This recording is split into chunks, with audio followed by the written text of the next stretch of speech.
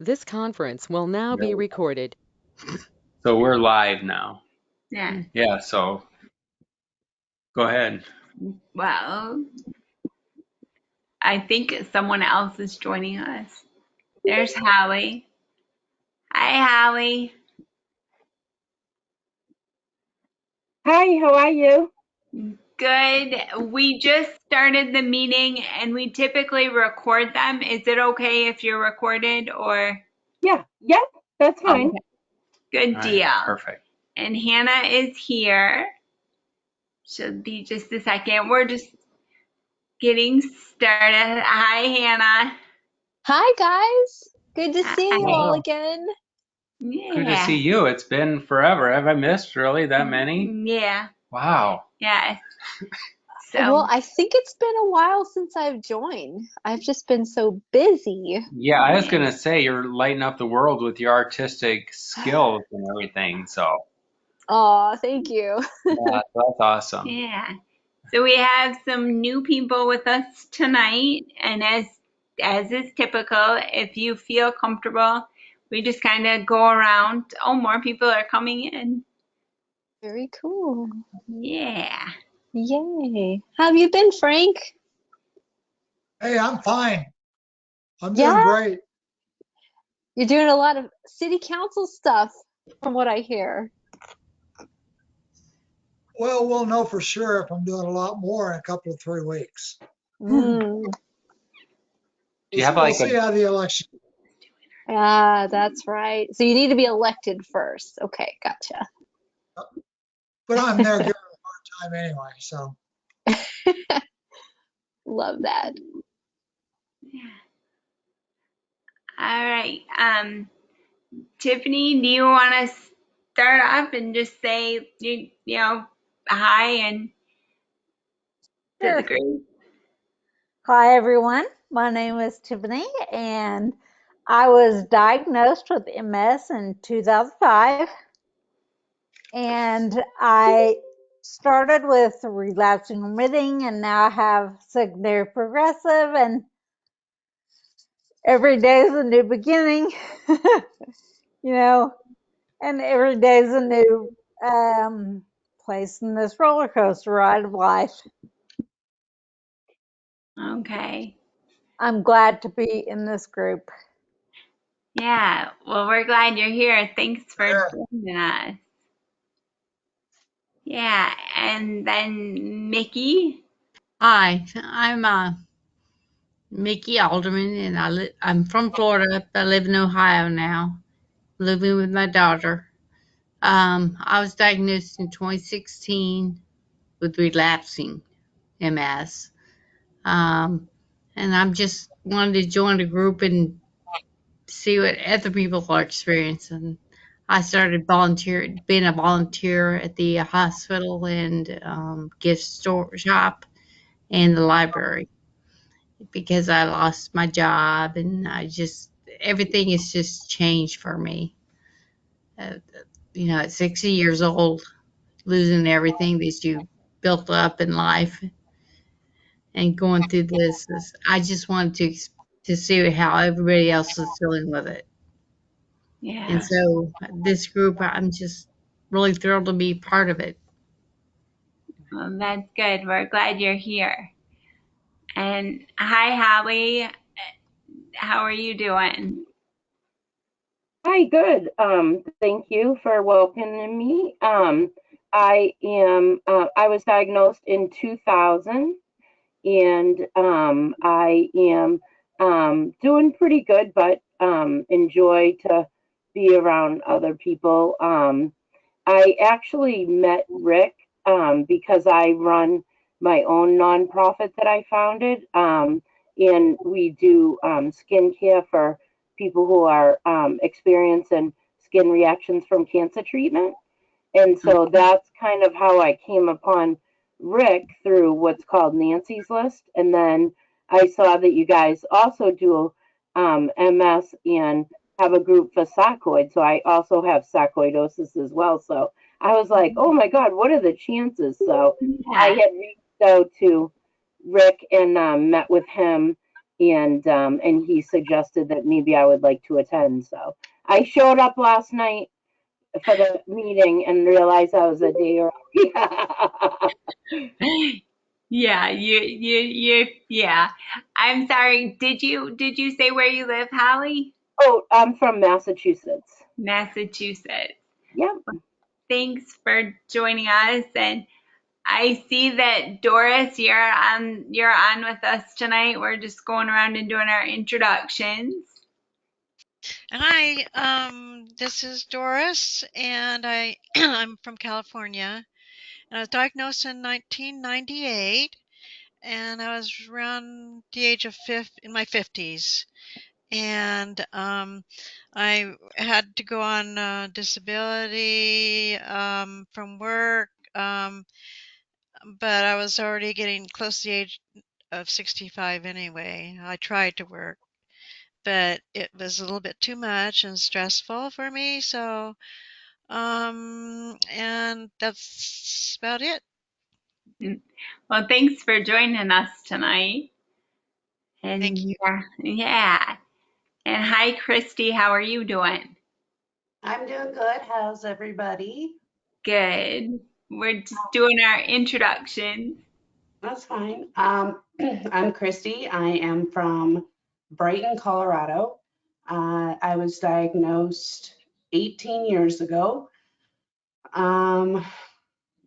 Yeah, just I recently went to my neurologist, and he is uh, referring me to University of Colorado Hospital for further studies because I'm having a lot of spasticity in my right leg. It's gone from spasms to spasticity, so he's a little concerned about that. But other than that, I have RRMS. So I guess we'll see what happens after I go down to University of Colorado Hospital for testing. Okay. And then Tim, I see you, but I don't see you. I don't know if you're dealing with your kids. Oh, no, There he is. there. No, yeah, I'm running in and out tonight. I just got him down. Real men make twins, as you can see. Nope. Real men make twins and have MS at the same time. So there we go. Yeah.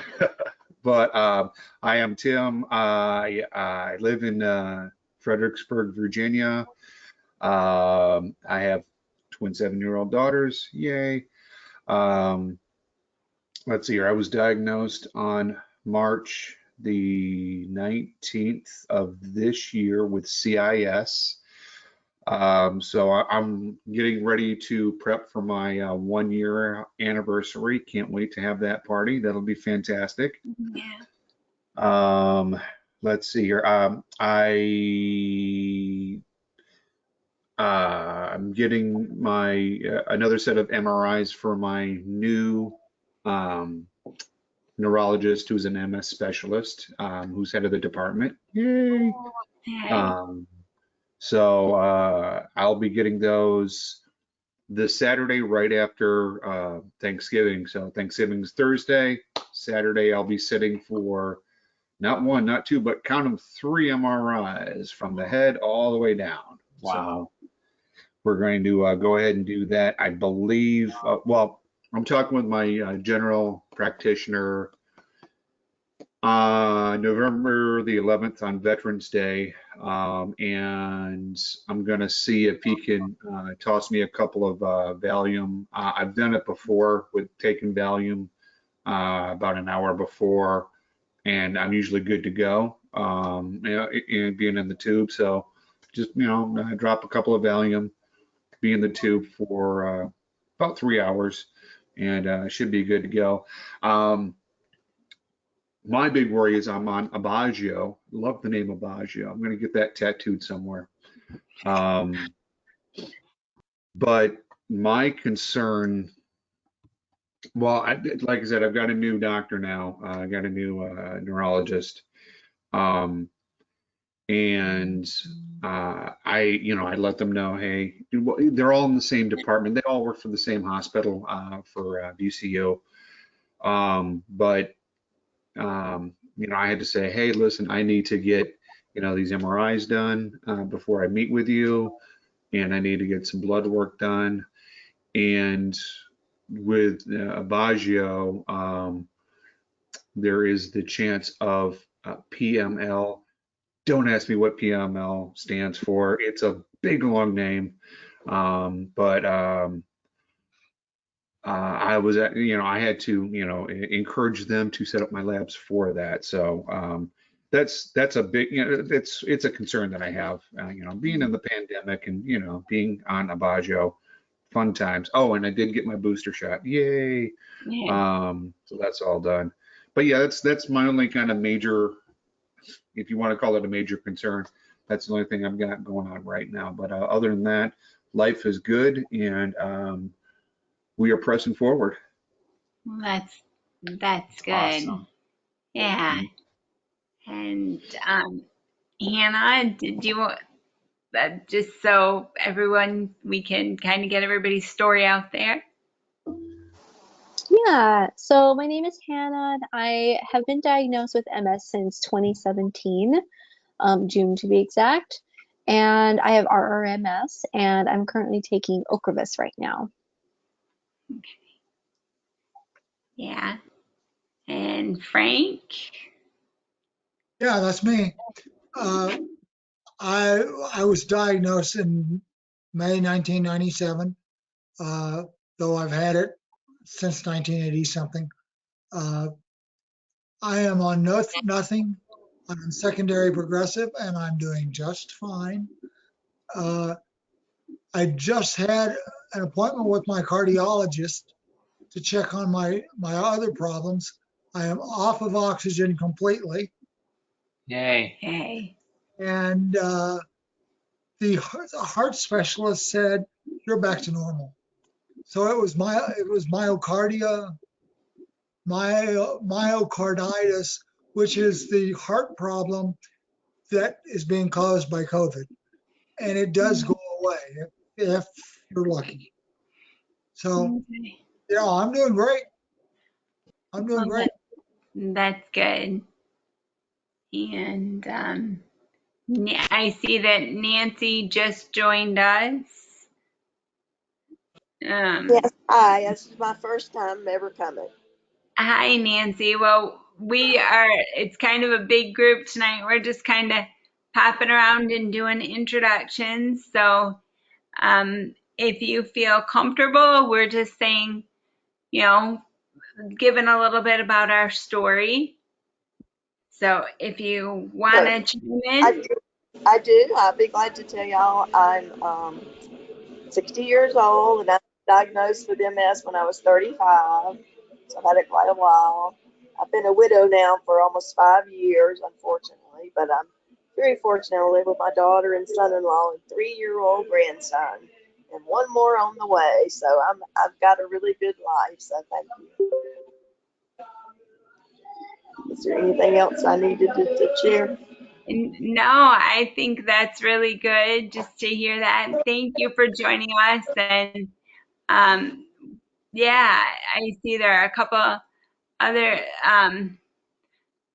Michael is here. So yeah, we're just doing like introductions really quick just to get to know everybody, Mike. Mike, can you hear us? Apparently not. Mm, I don't know.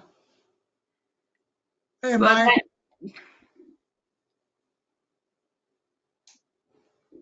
Oh, we'll come back to you, Mike. Dan, do you want to go ahead?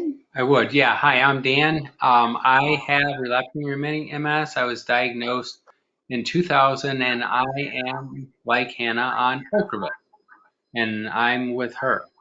And I'm Dan's wife, Jennifer, and I was diagnosed with MS in 97, and I'm taking Rituxan, and I have secondary progressive MS. So, and there's Karen. It's a big group tonight, Karen. We're just going around and doing introductions, and so if you want to say hi. Hi, I'm in Oakland, California. I've got a primary. I I don't know. Now I noticed on my record they called it non-relapsing MS, which sounds like I have a touch of MS, but it's touching me pretty badly. It's progressive and it's pretty rapid. Okay. So, wow, that's a big group tonight. Mike, can you hear us yet?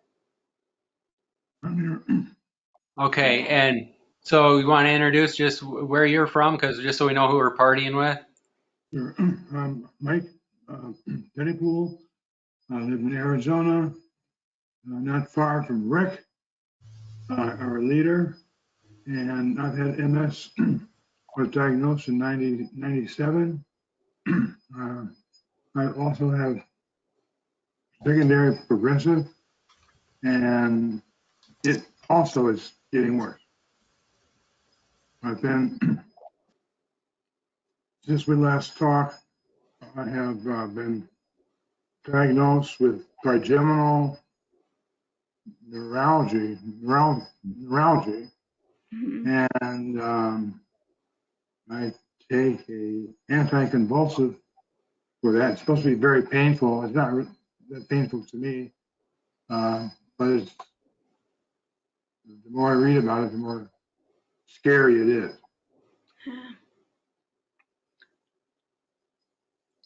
That is, yeah. Is Kim not on tonight? Yeah, Kim is not, not, Christy is in Colorado, and I think that's where Kim is right now. So Kim is not with us tonight. No. Yeah, she's in Colorado. She said that she wanted a vacation. So she goes, I'm going to be a little selfish and not go to the meeting Tuesday. She's like, Nothing selfish about that. Self-care. yeah. So I believe right now she's down in Alamosa. But I did get a chance to meet with her and her husband this last Saturday. We had dinner at her husband's cousin's house. So it was a really nice time. Nice. That's really cool. That's cool. So Yeah. it was just nice to meet somebody outside of a computer screen. Absolutely. Well, I think then that's why we need to have like maps of where all of you are, because when we went to Iowa, Kim had lunch with us. So as she makes her rounds around the U.S., Kim's coming to a city near all of you. I think she, so you can go out to lunch or dinner with Kim. That's awesome, though. I'm glad you guys were able to connect. Yeah. Yeah, so the guys, they did their thing and watched football, and then us girls, we just sat at the table and gabbed, did what girls do. That's good. So coming here tonight, is there, like, Holly, was there anything that you wanted to talk about, or? Not really. I just I was interested because you said you had taken Rituxan, so I'm also taking Rituxan. So I don't know, just the world's so crazy right now, just trying to get a handle on decisions that are right to do and not do, and with all the crazy vaccine and boosters and everything else going on. So just kind of felt lost a little bit. Yeah, well, hopefully this is a good place, you know, all these different voices can talk about their stories. Excuse me, I had my Rituxan infusion yesterday. As a matter of fact, you have to do it every 6 months. And so I had my second dose yesterday. So I'm having mine on Friday, so I think I don't know how you feel, but I usually a couple of weeks before I can tell that I'm getting ready. I can feel my body telling me that it's time. So after I dropped my coffee all over the floor this morning and had some incontinence, I figured that I definitely can't wait for Friday. Absolutely. I've heard a lot of people call it the crap gap, like people taking Ocrevus or just any sort of disease modifying, like when you get to that place where you know that you're close to your infusion, where you just don't feel well. Yeah. Yeah. Well, And sorry, I don't know how long have you been taking it for? Do you mind me asking? no, probably 6 years. Oh, okay. So they just called me and said they were gonna infuse it quicker this time. So usually it's been over about 7 hours or so, and now they're gonna do it in like 4. I don't know if you have any experience with that. Yeah, my infusion yesterday was 4 hours. Okay. And you Started. tolerated okay? Yep. Yeah, I Okay. did. If you start itching, I mean, that's one thing when they did it quicker. Or like when I first started, they told me to watch out for the itching. Okay. But that I did just fine. Oh, So good. Okay. yeah. Yeah. So is it like Ocrevus in a way that do they give you Benadryl prior? Yes. Okay. Yeah. And we get a little dose of steroids like thiamidrol. Yeah. Yeah. Yeah. Yeah. Tiffany, Mickey, like what are you, do you take I disease? take um I take 2 pills a day, and I've been on them for about a year, Okay. and I haven't done the infusions yet. I guess I'm not that bad. It Okay. starts with a T. I can't remember the name of it. Texadera. Yes. Okay. Yeah. Yep. I was going to add too, I'm on Avaggio. I just started it again. And actually, I didn't tell you guys, but I'm in a wheelchair now based on I have a lot of right sides paralyzed just about. Okay. I can still drive, I can still walk, I can still do all that. So That's I great. just wanted to see what everybody else is, what I'm looking forward to. Yeah. Because I was just diagnosed with it in 2019 or 2016. So Okay. Well, When I was diagnosed in 2005, my neurologist started me on Rebif, and I've been on Rebif ever since. Nice. And you handle it pretty well? Oh, it's nothing to me now. But I I don't feel like it's, especially, of course it doesn't slow my progression at all, but I haven't had any relapses for well over 10 years now. So, and all the doctors are like, if it's not broken, don't fix it. Yeah. Yeah. Yeah. That's why I was on the Beta Seron for 20 plus years, and I wasn't, because like you say, it's not broken, don't fix it. But I was running out of places to shoot, and so that's why I ended up going on the Ocrevus and stuff. So Yeah. Uh, yeah, I've been on, I think I'm now on my 4th DMT. I started with Copaxone, then he moved me to Rebif. Then after that, I was on Gilenya, and now I am on Ocrevus. So I've had 4 DMT types since in 18 years. So Yeah. Yeah. That's, I mean, it's good that we have so many choices, but it mhm. can be a little overwhelming, to find the right one for you. So, yeah. And I I'm really think it's very, I'm sorry to butt in, but I think it's very difficult to know, like, okay, you know in general that none of the DMTs out there are gonna make you back to the way you were before you have MS, but like they're supposed to stop your progression or interfere with relapses or um, just um, stop your lesions from growing or whatever. And I, like I said, it hasn't stopped I'm obviously progressing, but my neurologist feels like it's the rebit's good with me. I don't have any bad reactions, but I feel like I wonder, I guess, because there are so many options, if I would be better off changing to something else. Yeah. Well, I have an MRI every 6 months, and I just have the lesions on the brain. It hasn't gone to my spine yet. So I'm guessing that the medication they put me on is helping. Yeah. So,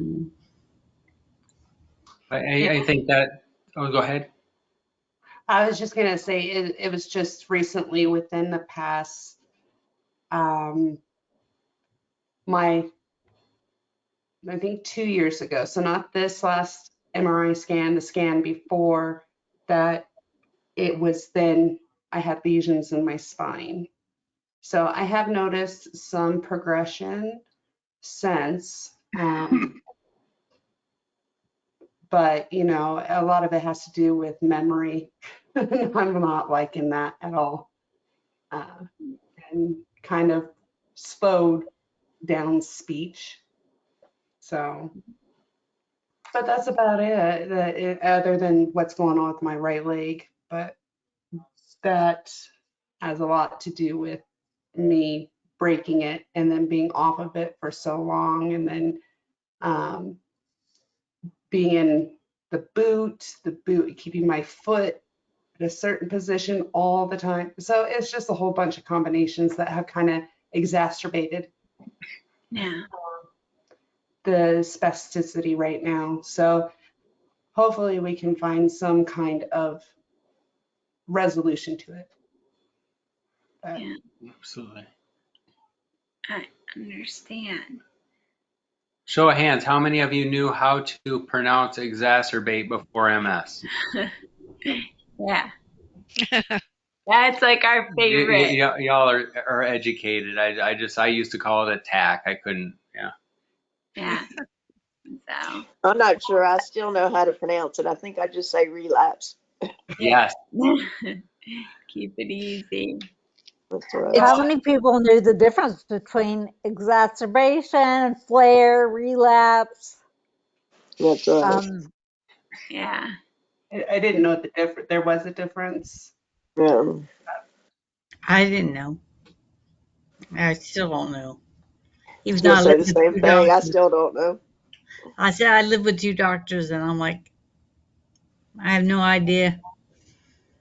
They'll tell me something, but memory is gone. Yeah. Retaining things is gone. And speech is starting to really bother me. Stop. Hard to find those words, isn't it? It very. Well, you'll soon find out that physical therapy, cognitive therapy, possibly occupational therapy are all going to be part of your medical team. And Oh yeah, definitely. The it's occupational therapists have helped me a lot too. yeah, it's going to be draining. You're going to be like, I am Yeah. so done with this, but you're not. Yeah. You're nowhere close to being done with it. So, Mhm. Doing those exercises is the key I've found. I used to just think, well, I can let them come in and do the exercises, and then I'd let them come back. They'd go away, and then about 6 months, I'd be right back where I was. So I'm learning now I have to do it myself, and it sure isn't easy. Yeah.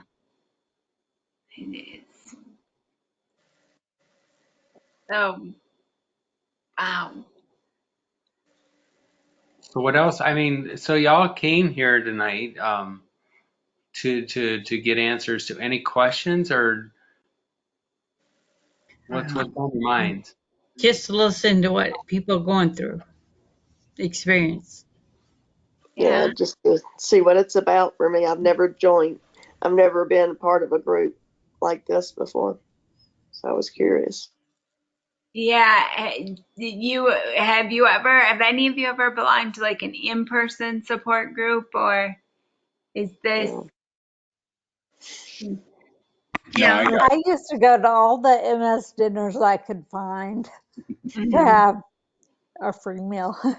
Yeah. But of course, now you can't do anything in person because of the Yeah. COVID. pandemic. Yeah. Yeah, I used to go to some of those dinners too. Living in Atlanta, when we had a good flow of them, but not in a long time. Yeah. Yeah. I, um, for me, I, I kind of, over the course of the pandemic, started shutting myself away, and I guess it kind of started making me a little depressed because I have noticed a little more progression and being away from people. And so a few weeks ago, I realized that there are groups like this that will allow me to be social with people that would understand what I'm going through maybe, or and so I started looking for a bunch of different virtual groups to be part of. So um, I've been part of a MS Lifelines group, and I'm trying to get into Hey Peers chronic illness groups, and I joined an MS virtual support group on Saturday, and this one. And it's just really nice to see faces and see other people that are dealing with the same kind of things. And maybe there are some people that are more progressed than I, and maybe there are some people that are new and want to hear what I've been through or whatever. But Yeah. seeing the faces of others is very important, I think. Yeah. It's comforting knowing that, like, look at how many of us are here tonight that we're all going through multiple sclerosis and just can share things and experiences. So that's, yeah, When when I was diagnosed, this is Doris. yeah, Um, I I was diagnosed after I had my first exacerbation, or whatever you call it.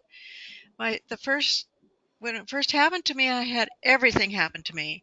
I had the tingling down the back, the like electricity down the back when you bend over, mhm, and I and the heat would bother me. I tried to play tennis, and my eyes would cross, and the ball would come at me, and I thought, I can't do that. What's going on? So I finally went to a neurologist and found out what I had after I got my MRI. But that was in '98, and I think all of us have a different stage. I mean, it seems like we have those who have. I was really afraid, to tell you the truth, when I first found out I had MS, that I'd be in a wheelchair the next week. And so it was really scary for me. And I lucked out with a mild case, so I'm not taking any medicines, and my neurologist has said it's that, and I'm at an advanced stage, so I'm I'm doing okay. But so if I was 50, 60, about 30 years with this. But things are happening slowly. Like my feet are really hurting now, like they used to when I first had it, when I first had the exacerbation. And other things are happening now that are as I get older. And so I think my daughter's been was diagnosed. She's doing okay, and my I think my mom had it, but when she got to my age, she started having difficulties. So I think I might have the same. I'll go on be on the same road as she was. So I'm interested in finding out. I just see what happens. Understood. I read the introduction to this meeting, and it said that I guess you did a blog, Jen, about when you were diagnosed and your diagnosis story and stuff. And I thought that was interesting because I absolutely will never forget the day I was diagnosed because it happened to be my mom's birthday. Wow. And she Wow. was with me, of course, Yeah. at the time. So I think it scared her a lot more than it did me at the time because I I was young, 29, 30, something like that. And of course, at the time, I thought life is, um, I have so much life ahead of me and I'm indestructible anyway. So it's no big deal. And my mom thought it was kind of like she was so worried. And I've met a lot of newly diagnosed people that are like, oh my gosh, this is like a death sentence practically. And I'm like, at this point, I've had it for almost 20 years, and I don't like it right now, but I, until I couldn't any longer, I lived a very full life. So it wasn't a death sentence at all. And Yeah. even now, there are a lot of positives that I've gotten from it. I think Christy mentioned that she has to speak more slowly now. Well, what I've learned is that with my MS, I've had to slow down everything. And that is a blessing in disguise because like now I notice things more because it takes me longer to get from point A to point B. So if there's anything between those two, I see it now, Yeah. whereas I may have just ignored it before. But like, I think about things that I took for granted before because I have to. Mhm. Like, I've noticed with my MS that when I walk, I don't swing my arms. And that is something that we all really need to do because it helps with our balance. Yeah. So just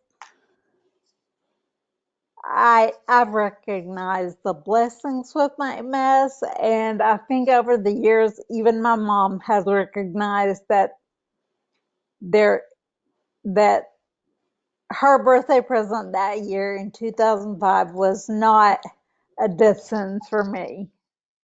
Yeah. Wow. You have a good attitude, Tiffany. Thank you. Yeah. Absolutely. That That's was one of the beautiful. few things that we can control, right? Our Right. Yeah, attitudes, right. because goodness knows we can't always control our mess. Exactly. Yeah. That's true. Yeah. Mm. No, I feel blessed. I have always been the type that has been go, go, go, go, go, always doing something. And as of lately, the last 3 months, I haven't been able to go, go. It's driving me nuts. It really is. Um, and it's not necessarily, I would say, the MS, it's the broken foot and the spasms and the spastic. I hate that word, spasticity. I Yeah. can never say it right. But you know, once I'm in physical therapy right now, and we're hopeful that through some physical therapy that I can start resuming my life, not in the same speed, but just resuming, Mhm. so that I feel a little bit more complete. It's not that I don't feel complete right now. I just feel like a waste of space or a burden because my husband has to do everything for me. Like, I need a fork. Okay, I'll go get you a fork. Can you grab me some water? Okay, I'll go get you some water. Can you do that? And he's like, I don't mind, but I was like, I just feel like I ask him all the time to help. And it's little things. The big things I try to do myself. And if I can't, then I ask him to do it. Yeah. So I get it. I get it. I do need to slow down. I will get there. That's another thing that is a real big blessing. When you have to ask for help, it is actually a blessing to the other person because so often we don't realize how much people want to help us. And it's very hard for me to ask for help. And I often don't want to bother my husband to get me this or do that. And I definitely feel that burdensome feeling, like you said, but Well, like it makes him feel good when he can help me because he loves me, you know? I was going to tell you that I think our loved ones want to help so much, and that it gives them something they can do. So don't always think you're a burden. No, I was and Exactly. I was going to I ask y'all. I have a caregiver that comes in like 3 times a week and just helps me. I can't even take a shower. She has, I can't stand up and do this, so she helps me do all that. Does anybody else have a caregiver? Else? No. Okay. Never mind. Hopefully y'all won't get there one day where you need that, but yeah.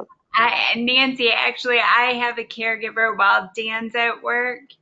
That just helps me because I can't. There are things I can't do for myself that I get help. Um, so yeah, I know what you're talking about. That like piece of independence. It's Yeah. tough to kind of lose, but Well, but it's nice to have somebody there that you can ask to help and you don't feel like you're the burden and all that, that they're just there yeah. to strictly help. Speaking of caregivers, Karen, have you had any luck finding caregiver for yourself? I wanted to ask Nancy, like, what do you have a caregiver do? Because I'm really stuck with, I had someone who was going to come and then she said she couldn't come, and But but she can come the following week. But for me, I'm losing my independence more and more. right. So Well, if I have somebody come, I'm like, well, what would I do? I already lay around all the time. Like I don't I do do. that much.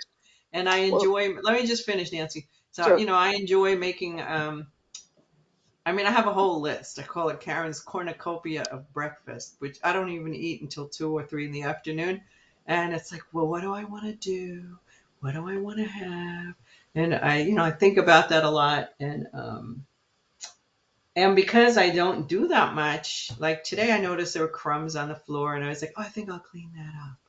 And I have a house cleaner come and I didn't need her back really for like 5 weeks.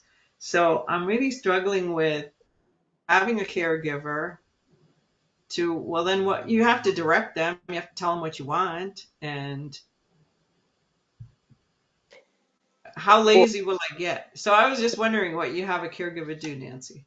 well, usually, and when I think about it too, a lot of times things to do, I make a list for it and give it to her. But I do light housekeeping, like, cleaning the bath.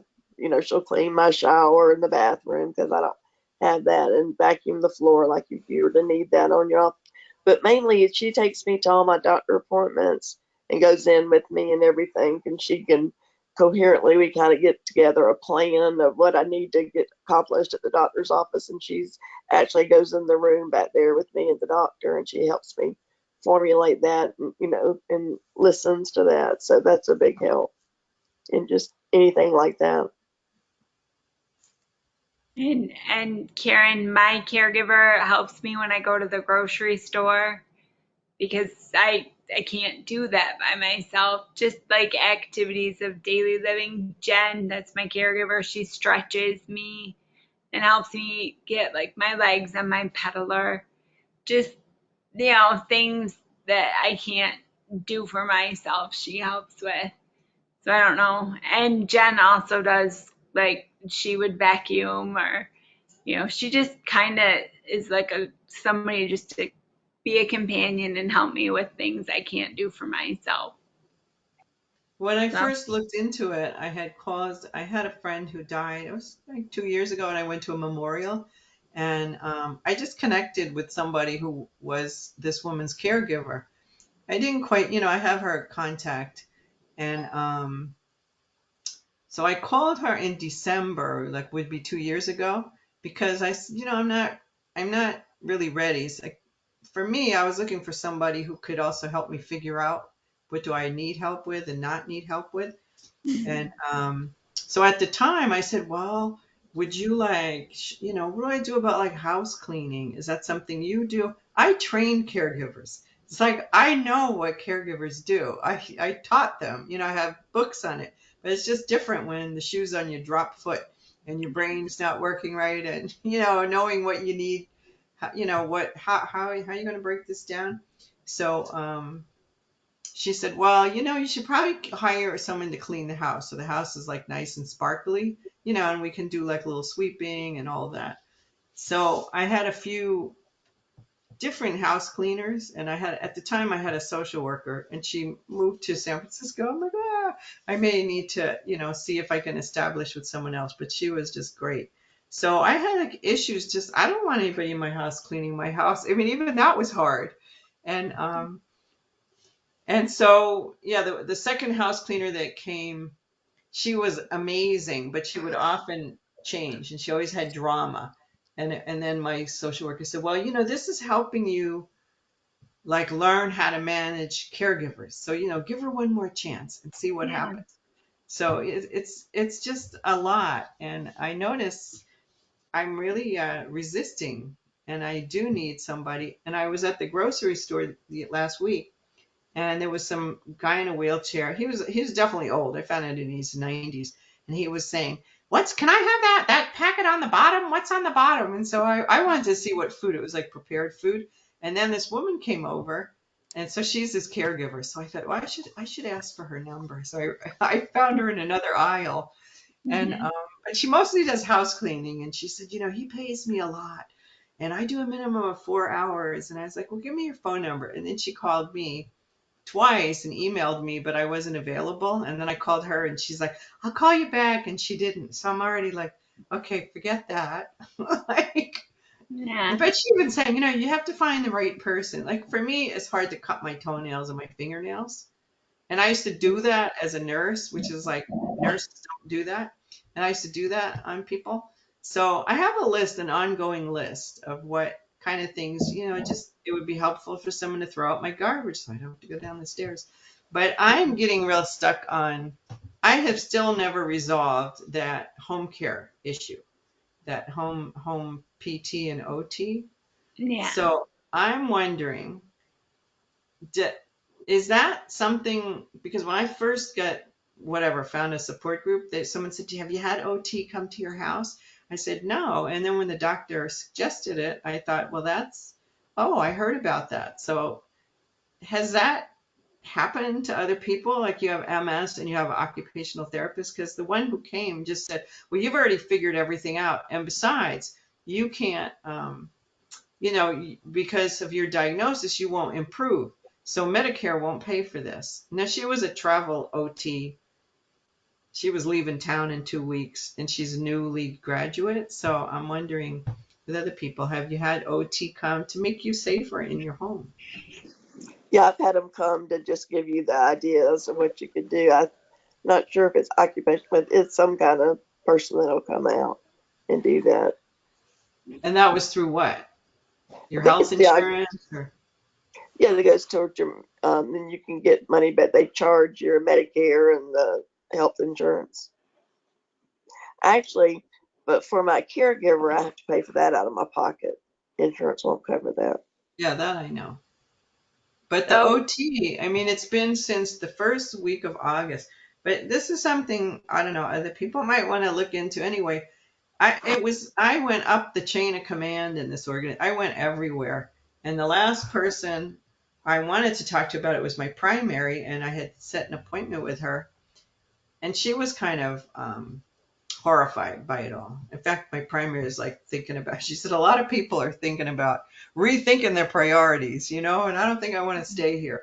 That it's just, wow, that I encounter so much chaos. So in the process, I asked for my medical records only for the home care. I didn't really want to see my in-house medical records because I didn't want to get pissed off.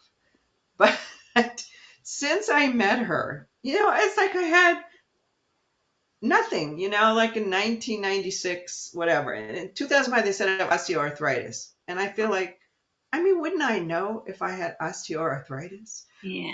And I had brought that up before. And she's like, well, according to your x-ray. But okay, there was that. And then maybe in 2010, intermittent asthma controlled. Okay. And then I forgot there was one other thing. And then I met her in 2018 and I have more than a dozen diagnoses. It's like, so you used to talk about the word exacerbation. I don't think I don't think that covers flare-ups. This is an exacerbation of my diagnoses. I mean, there's things on there, even the misdiagnoses. Like I think osteoarthritis was part of the. So I have had, just for new people that have come, I'm 70, and when I was 50, I noticed I was having numbness in my right hand, and the doctor said, "Oh, you have carpal tunnel syndrome." And I'm like, I don't know, I don't have any pain, and everything was put on either anxiety, like talk about like having your symptoms misread. If that isn't going to cause you anxiety, what would? But having everything was either anxiety or it didn't exist, and now I have these. So I'm glad I got the medical records, and my doctor has said, next time we meet, let's go over everything.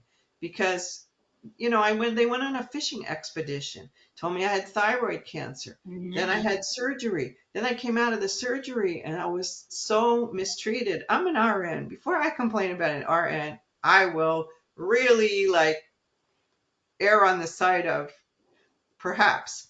I came out of surgery and I was like this. And for thyroid cancer that I don't have, that I'm trying to find out, why am I falling? And I come out, I'm like this, and then someone's standing over me saying, "You have to get up and leave. You have discharge orders." And I'm thinking to myself, "But what? Like what? What is going on?" And I said, "What with the surgery?" They did what they said they were going to do. I'm like, they told me they were going to take out my whole thyroid and have to spend the night, but if I don't have cancer, they wouldn't. So I'm like, what the hell? And she said, you need to get up and leave. And I'm thinking, what? I have to void. I can't even move my body. And then the doctor came over and I was like, is this real? Am I dreaming? Like this cannot possibly be. And so somehow on my chart, it says emergent delirium. So now I have emergent delirium, major depressive disorder. I'm like, who makes elegant breakfast every day with major depressive disorder? Who Yeah. makes people laugh with major depression? So, and then it's like this whole litany of lymphatic, this whole litany of diseases. And non-relapsing progressive MS. I said to my doctor, if you saw that, I said, do you think anybody knows what that means? It's like, no wonder I'm like beating my head against the wall with other people. Like, it doesn't say that. In 8 months since I've met you, my paralysis has increased. I'm losing my independence. My vision is cockeyed. None of that's in there. So this, and I still don't even know who diagnosed me with that, with the major depressive disorder. I'm like, my God, it's, it's, It's hard to get the diagnosis, and that's hard unfortunately, enough. And then non-relapsing. I mean, that was news to me that it's called non-relapse. It's not even called progressive. But progressive sounds positive. It's progressive. But it's non-relapsing. So it's like, well, maybe she has just a touch of, well, emergent delirium. Well, gosh, just like, okay, everything is mental. So yeah, it's it's a troubling, it's a tricky disease. well, it's not about the disease. It's like dealing with a medical system where everybody is in their silo, Yeah. and so we still don't know. My doctor said, I'm going to try to get to the bottom of it. She goes, well, do you want to appeal the decision about home care? And I said, there's nothing to appeal. We don't know what happened, and it got outsourced. So it's outsourced to India. I was wondering who all sees a MS specialist or an MS center. I do too. But like my neurologist is part of a group, and they'll all talk, like there's a social worker part of the group, and they're physical therapists and all kinds of therapists that are Where part is of the that? group. Where is that? I'm in Seattle, and it's part of it's affiliated with a medical center here, but I think it's very important. Like for me, my neurologist here indicates all of the issues that I have that are associated with my MS. Like I do have spasticity, and um, I have speech problems, and I have neuropathy and neurogenic bladder, and Yeah. I see people to combat the issues that I have, and all of the diagnoses and stuff are filtered through a central through my neurologist so that he can kind of address any issues that may be affiliated with my MS. My doctor, I guess, is in a group of, they do only MS, but he'll outsource out, the different, he has therapists that he works with for the different ones, and that kind of thing. But he doesn't have them on their payroll kind of thing. Yeah. Well, What about here's anybody what else? happened. I forgot to say this. I forgot a lot. I forgot tonight that there was, I came in the house and I went, what am I going to do tonight? And I went, oh, I forgot about group. I forgot. I find that a lot. I just forget a lot of things, and I'm just not like quick on the retort. And but I asked for the medical records from August 1st till the middle of September for home care. I found out, and I asked for electron, and then they said it takes 3 days. So 8 days went by, and I said, "Oh, forget about it. They're not going to send it." And then I got a message, and it was full of like technical how you have to open, and I was like, "I can't deal with this." So it took me a while to open it up. 6 weeks, because I'm with Kaiser. And the good thing about Kaiser, it is all streamlined, and that people can communicate with one another.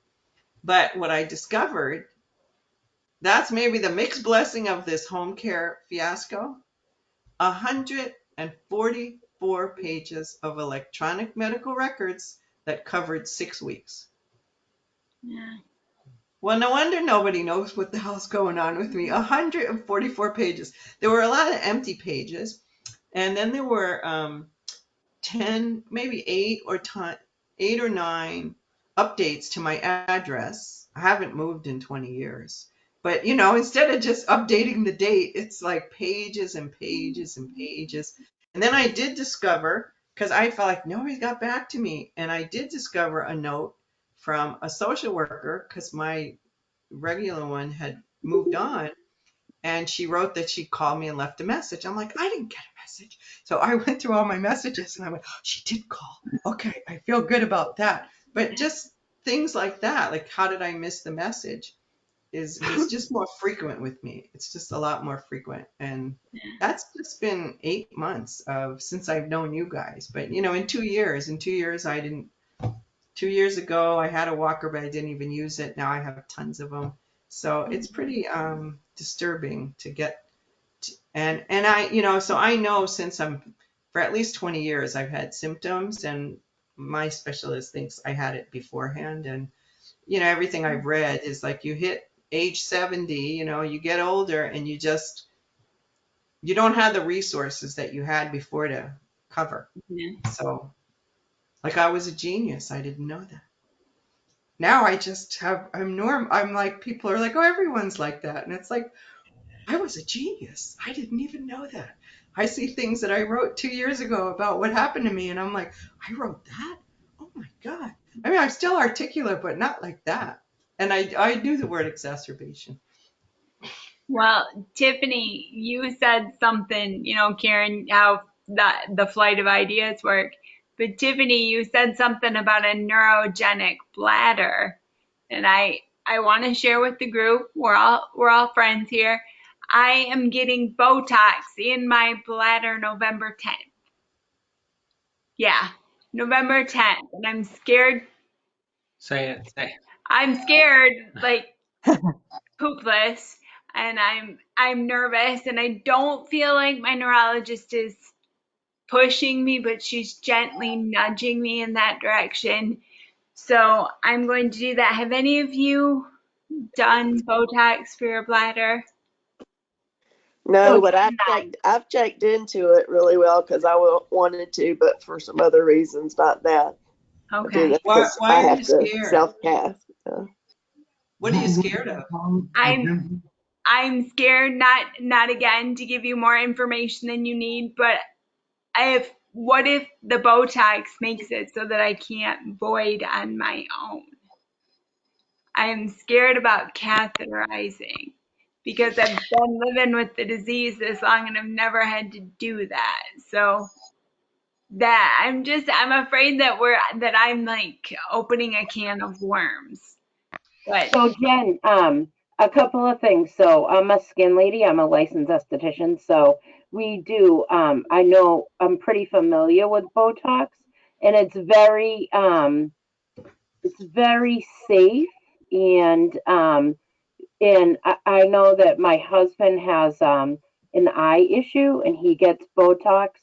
He has like eye spasms or a droopy eye, and he gets it in his like right outside of his eye, and it's worked wonderful. And he hasn't had any complications at all.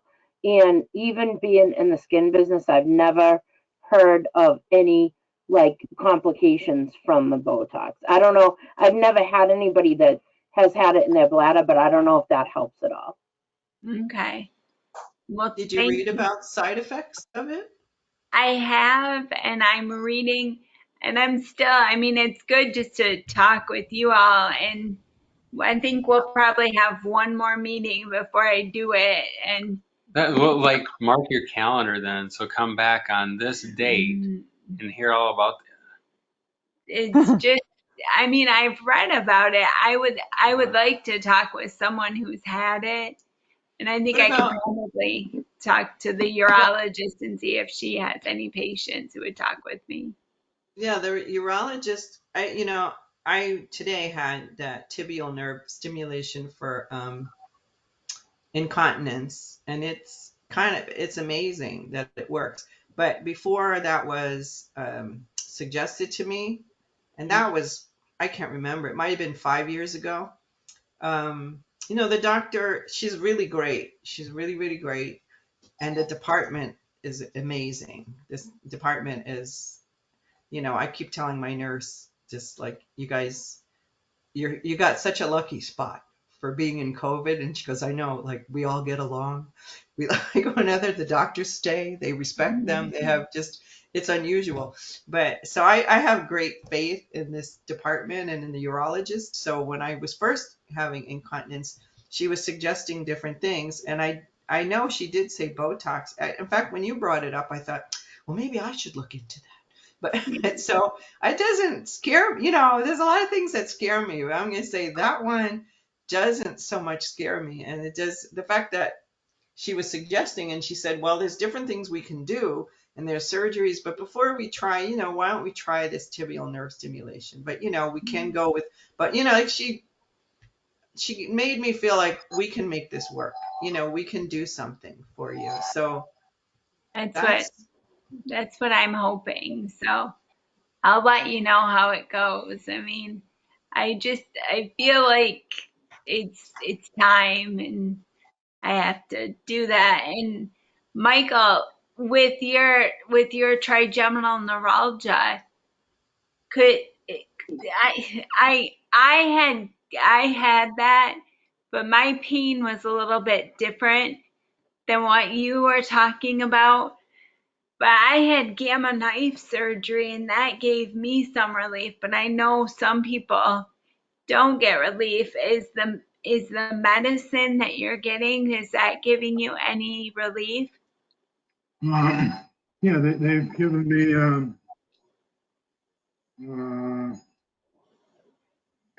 carbamazepine, and Okay. apparently that's an old drug from 50, same drug from 50 years ago, anticonvulsant, and that's still the first line of defense uh, for this. And the pain, I didn't really have pain, but I knew it was there. But even that has gone away. I think I need to increase the dosage from twice a day to 3 times a day. But I have another issue. I take new Dexta, which is something that helps me control my emotions. I mean, I can be walking down the aisle Safeway and start crying because a song is playing on the radio, on the intercom, and not crying but weepy, and therefore I don't go on public very much if I don't have to. But I've been on this drug for 5 or 6 years, and it's really helped me a lot. And now my doctor thinks it's once a day. It's not once a day, it's twice a day. And now he won't, he's not refilling my prescription. So I don't know where to turn of all the drugs I take. This is the one that's most important to me. And I don't know, I have a wellness check with my primary guy later this week. I'm going to ask him if he'll prescribe it. But my guy at Mayo just won't. Nobody told me why. Just got me puzzled. Yeah. Very expensive drug. I know that. But does anyone else have an issue with your doctors changing your prescriptions or not authorizing them or just letting them run out and with no explanation or And this is your doctor at Mayo? pardon me? Is this the doctor that you saw at Mayo Clinic, or is this your primary doctor? No, he's not. My primary guy is Okay. I see every couple of years for well, they call it a wellness check. It used to be physical, but then they don't do physicals anymore. Yeah. So I need a primary to refer me to Mayo or anybody else. Yeah. Well, what kind of doctor ordered that medicine? What did you say the medicine was? It's called Nuedexta, Nuexta or Dexta. And what is it supposed to do? Well, there've been a few people on this board we've talked about it. It's I don't know, it's one of those orphan drugs that didn't work for anything, but the researchers jotted down notes about the 1,500 people that were in the study or something, and they noticed that it worked for emotional thing. And so now they sell it for emotional So it's brain used. mess, people in car accidents or have brain injury or MS. So it's used off label. So sometimes, I don't know. Kim's not here. She was a pharmacist, but that I notice that the pharmacy formulary just changes all over the place. But it sounds like it's used, quote, off label, like Rituxan. That's why, like, Rituxan and Ocrevus is supposed to be the same, but Ocrevus is FDA approved. Rituxan is off label if they found another use for it. So sometimes you just got to find the right. Probably started out that way, but now the only market they could find was people like myself who. Yeah. I see the Nuedexta ads all the time for PBA, which I know is, Yeah, pseudobulbar. yeah. I have. I And would probably go to your primary and ask, like you suggested, about it. I will ask him when I see him on Thursday. But thank you. Yeah. But is it, since it does affect neural networks, you'd think a neurologist would be. Yeah, it's very expensive, and neurologists think different things about it. Some people, depending on their patients who had it and used it, and if it didn't work for them, then my guy at Mayo says it doesn't work. And I'm one out of maybe 20 people it works for. I It's just So looked it up and it says that's what he it's does. for. kind of like Empira. Empira works for some people. I take it too. And And I can't say that Empire works for me, but it doesn't hurt. Doesn't hurt, and I haven't fallen in a long time. yeah. So It works for me. It just sometimes, and I'm now I understand when I saw all this crap in my chart. Like I went to get an eye exam and I have problems with my vision and I've gone to this optometrist for a while and I get blurry vision in my left eye and so this time she said to me, well, I could up your prism, but I don't I don't want to up the prism. I want you to be addicted to it. I'm like, is that the worst of my problems? Being addicted to a prism in my glasses so I can see comfortably? Like, are you kidding me? Yeah. So there's a lot of fear of crazy, that just.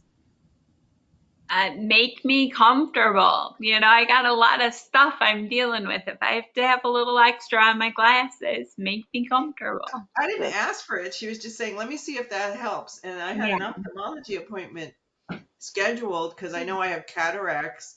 And after I got the glasses, I'm like, I'm not going to go to the ophthalmologist. Like, I can see.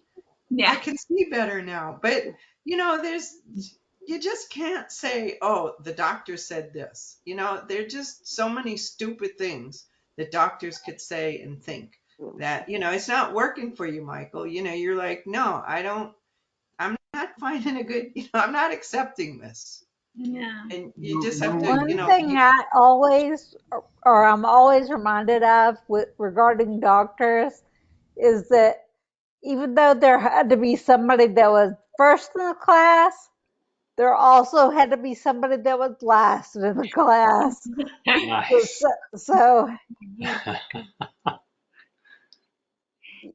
getting more opinions and talking to different doctors can only help you if you also do your own research and always advocate for yourself because you should know your body better than anybody. That's a good point. it's like the doctor telling my mother that he wanted to reduce her uh, medication because they were afraid she was going to become addicted to it. She was within 5 months of dying, and they're worried about her being addicted to morphine. Excuse me? Uh, You they know, just worry. They just don't want to get sued. And that's what they worry about, it seems like. no, but then they do the opposite because I had a boyfriend who was diagnosed with cancer, but he had a history of other like an ileostomy and colostomy, and I went with him to the palliative doctor, and he had this kind of cancer that doesn't cause pain. And he's like, well, who is she? And he said, oh, my partner. I said, why did you say that? And he goes, well, you are. As a girlfriend, I was like, whatever. He has a propensity for narcotics. He didn't have a drug seeking personality. He didn't have, he doesn't, wasn't a drinker. He just presented himself with this nice lady and she gave him morphine. Well, then it's like he got prescriptions from everyone. Morphine. He did become an addict. So Frank, here you had the opposite. He did become, he already had that. It's like, I think he was at my house once and he's like, oh, I know she had codeine and I was having some pain. Can I take it? I said, no. No, you can't. But they just gave him this, and then they said, "Oh, well." He's like, "Well, I don't want the Percodan. It's got Tylenol. It's bad for the." And I realized he's not going to live that long. Like now is not the time to worry about addiction. But I can't believe that they just overprescribed like crazy. Yeah. So that even if you're at the top of the class, the bottom of the class, somebody very experienced, sometimes somebody with a lot of experience, they get a little cocky. They think they know. But I'm finding just from me with the MS, you think someone knows you have MS, that they know what it means, but they don't. I even asked my doctor, and even she looks into it. She's done a lot of reading. She's done a lot of research because of me. And I said, so do you really think when people see it? She goes, is that a rhetorical question? I said, no, honestly, like I had to go to dermatology for something. Does anybody know? And she's like, we don't know. Yeah. Something that I've noticed, originally I lived in Tennessee, and that's where I was diagnosed. And I would go to a doctor and say I have MS, and they would look at me blankly, like they had no idea that MS could impact everything, every aspect of your life. Mm-hmm. But here, I am currently in Seattle, Washington, and there are a lot more people that have MS. So I have a lot more and better options for treatment. But also, it seems like every doctor I've ever gone to, including my dentist, knows how MS or the MS DMTs or how they might affect each other and interplay, and that's very nice, very comforting as well. And I imagine that's probably like how you would ask about seeing like a MS specialist. They're just being in that where you're getting such comprehensive care. Yeah, You know, that's a really good thing. Just right. That never happened in Tennessee for sure. Yeah. But you go to doctors for other things. Like I feel that I couldn't do better than the MS specialist that I have. Maybe I could, but I don't think so. I've talked to some Stanford people, from whatever I'm hearing, and she's just so thorough about very like small minutia, just very small minutia. Well, why don't you try B12? Maybe that's causing fatigue. This disease, she comes up with like a lot of things out of her hat, and she's got a great nurse that supports all that. But somehow, I went to the dermatologist or something. It just when it wasn't until after I looked at my medical record to go, well, no wonder nobody knows what the hell is going on with me. I told my doctor, I met you, and now I have 12 new diagnoses, including myelitis, which is what the first neurologist who's dropped dead since has dropped dead. It's like, why is that still on my chart? It was a misdiagnosis. What? So it's just a constant vigilance. Yeah. Yeah. So Mickey, I mean, is there any like thanks for joining us tonight? Is there anything that you wanted to talk about or No, just really, because I just was diagnosed with it. Wanted to know what I have in front of me, yeah, and listening to everybody really helps a lot. And yeah, I tried to join all these groups, like I said last time. Because of COVID, nobody was doing personal. I didn't have any places I could go to. This yeah. is wonderful. It's nice to see other faces of people living, Yes, doing well with the disease. and realizing, Yeah, it's not. My life has not come to an end like I thought it was. yeah, Once I was diagnosed with it. So yeah. We I have didn't. Hannah. We How's she didn't. doing now? She looks fine. I, how are things in Texas, Hannah? Sorry, Mike, I could hardly hear your question Oh, or what you sorry. were saying.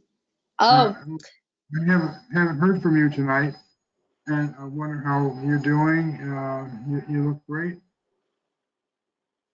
thank you. Yeah, I've been very busy here, and I don't know, as far as the weather is concerned with Texas, I'm just waiting for the weather to drop because I'm very heat sensitive, so it's still 90 degrees here. It's kind of getting on my nerves. But Okay. yeah, it's very humid too. But other than that, I've been, keeping busy and but it's the good kind of busy, It's not not yet overwhelming busy. I'll put it that way. Good. Yeah, but I've been good. Thanks for asking. Just been sort Yeah, of we missed you. yeah, like I mentioned, I've just been really busy. But, I'm glad I was able to stop in today and, listen to what everybody has to say. Somebody mentioned earlier their upcoming MRI, and I think it may have been Tim, Yeah. but yeah, I have my annual checkup coming up soon. I think they scheduled me for like November 12th, I believe, and I might be the only person in the world who is like okay with my MRIs and almost looks forward to it because I get to go to sleep for a little bit. I, I, Do you Like, I'm, take I'm, medicine to go to I'm sleep, with or you. you just? no, I just fall asleep. It's, Yeah. yeah, How it's about with COVID? I was wondering about with like a mask. I mean, I'm okay with MRI, but mine is long because they do the mm, whole contrast, no contrast, and I can just zone out. But then I thought, well, a mask would just maybe take it to another level. they let me take mine off the last time I went. They said they Yeah. Oh, removed it and just put you in the machine. yeah. When that I makes went in sense. last year, they let me take mine off. So that was nice. How often do you get MRIs, Hannah? Once per year. Okay. Dan, did you have something to say to that? You know, if I did, it probably wasn't that important. Oh, you're good. No, you're good. You know, Well, no, it's I was just thinking, you know, because you talked about waiting for the weather to drop, and I think it's totally regional because here in Michigan, we're scared to death when it's going to drop, you know, and we would love to have really, really hot temperatures and stuff. Just So for a little bit longer. so just a little We're bit. getting in the 60s, and I'm like, okay, come back up, come back up. So I'm from yeah. Florida, so I freeze up here in Ohio. yeah. We're at in Ohio. If Dayton. okay, Okay. Yeah, I've lived in Texas my whole life, so it's been, you know, I like the cold, you know, but I've never lived in weather like Michigan before. So I can imagine it would get pretty tiring after a while. It was We 37 degrees here this morning. Wow, that's wow. amazing. My I goodness. I think our high today in Colorado was 52 degrees, Okay. and it was rainy. Mm. We're like We were fluctuating. crying at the pool. Yes, I think when we went yesterday to the pool, and it was windy, and it was a little nippy when you get out. And the water is 80 in the pool, and maybe it was probably like 78 degrees yesterday. It was like it's a little nippy and windy, and I go, we have no right to complain about the weather. That sounds like that sounds like a very familiar sentiment for San Antonio.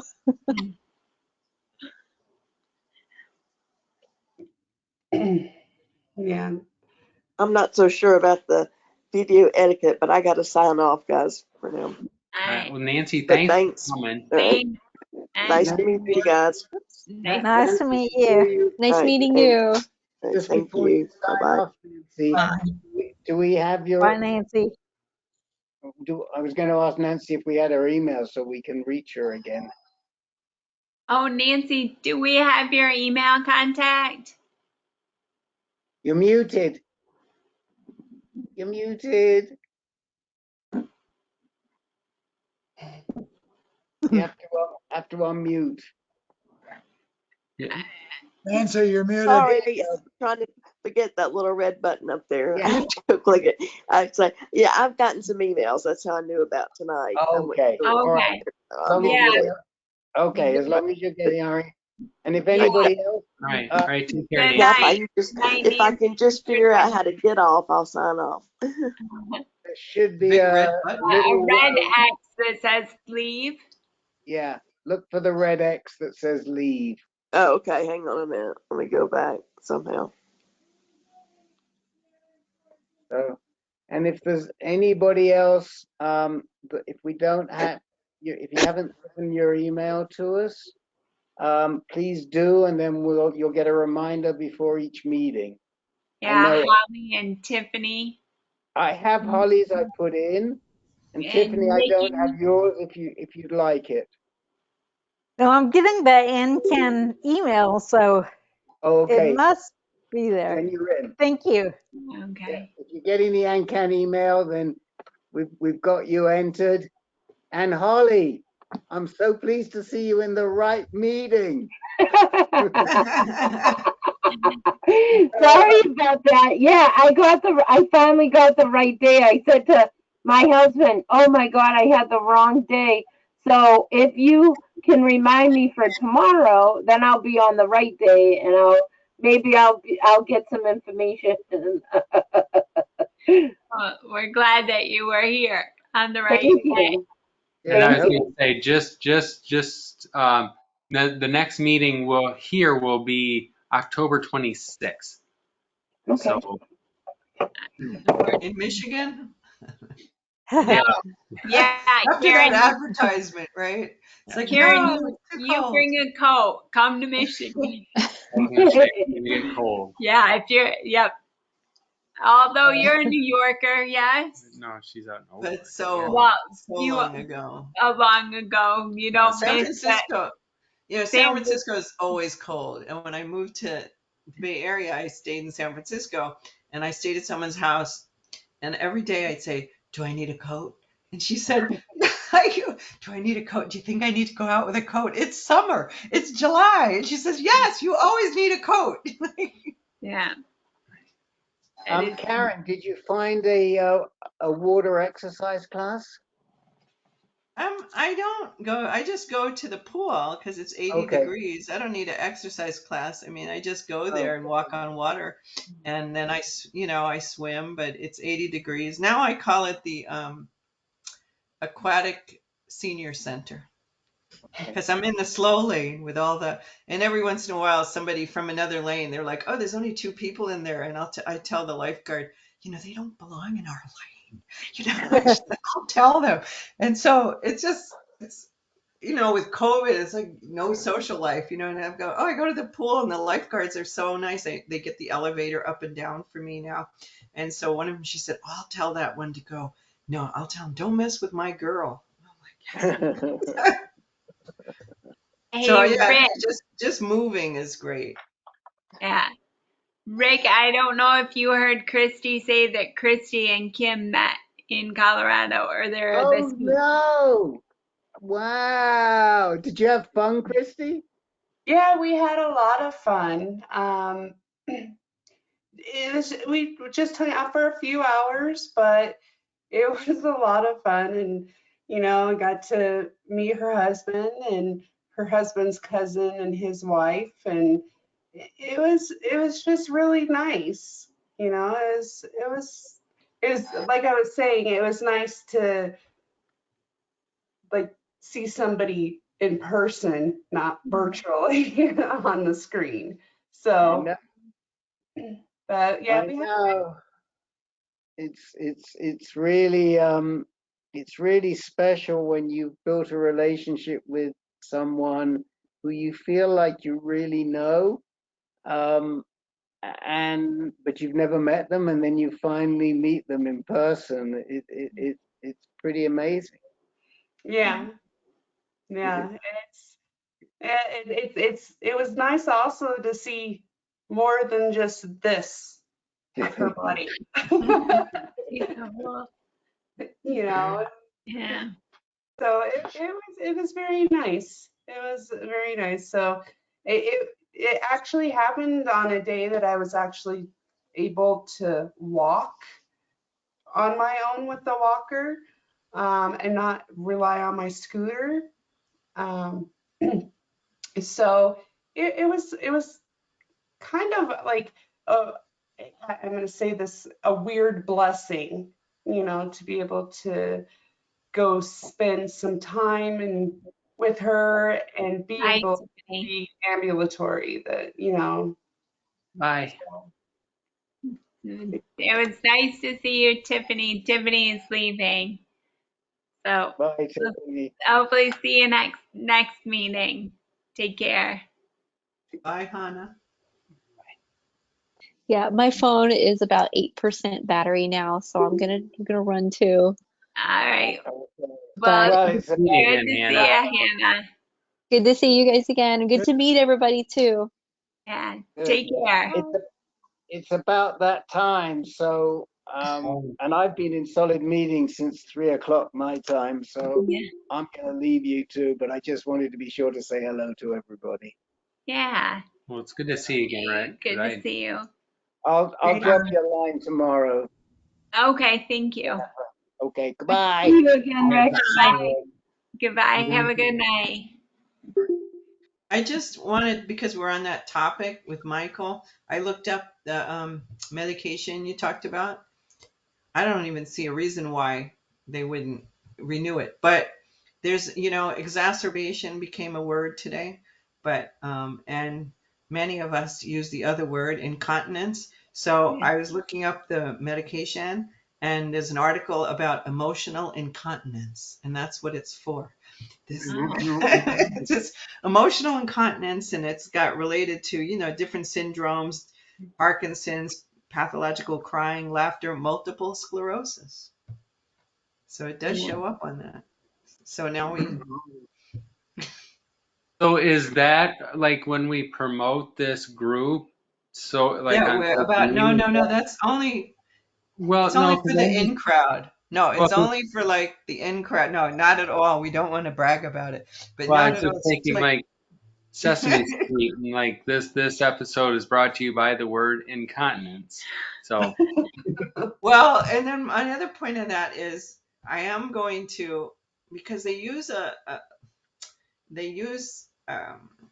acupuncture needle, and it feels really weird. So last week I went and I couldn't tolerate it. I got like a weird sensation, like just a really weird. I screamed, and she's like, "What happened?" I'm like, "I don't know. It just was like in a weird spot." So I came back today, and if it was again, it was like feeling really weird, and I said, "Don't you have that?" So she's ordering a home treatment for incontinence, and apparently that one might even work for men. Not that any men here are incontinent, but that I'm excited. So I spent the time. She had to go to another patient reading about transdermal trans. It used to be percutaneous. You could see MS in action. My brain's not working right, but percutaneous, and that one you have to show up. So you might want to ask your doctor about that, Jennifer, about that, Okay. because I was reading about it, and it's like a TENS machine and they only cost like $32 on Amazon, which I never go to Amazon, but apparently, so I wound up reading a lot about TENS machine for muscles. So Okay. I we'll see. We're meeting again in 2 weeks, and Karen, everyone, I gotta make a decision. I feel like I would go for it because just the fact that I mean I'd ask about this other thing, but just when I get the treatment and it works, yeah, it works and it just makes the quality of your life so different that I thought, well, if I start getting more problems, she's gonna go for Botox. Maybe I should ask about that. yeah. So I would definitely encourage that. And this is me, my opinion. I haven't walked in, gosh, forever, and that sucks. But having any sort of bladder problems, if I can do something to help that, that'll be like icing on the cake, and that, that's the biggest, most annoying thing. So It would be really make a difference because last week she left the machine on, but we don't think it was in the right spot. And I said, I think it worked because just like last night I woke up and I thought I always go to the bathroom at night and I thought I keep a container near my bed and I was like, I don't think you can make the 15 steps. And I was just going to use a container and then I just went, no, I can do it. So I know that's that good. treatment worked and just And you'll that's feel so much better. I feel so proud of myself that I could do Yeah. that. That yeah. it just the change of, oh my God, am I going to be able to? So And I think you should do it. All right. Thank you. Yeah. well then we don't have to go places. I'll just stop the recording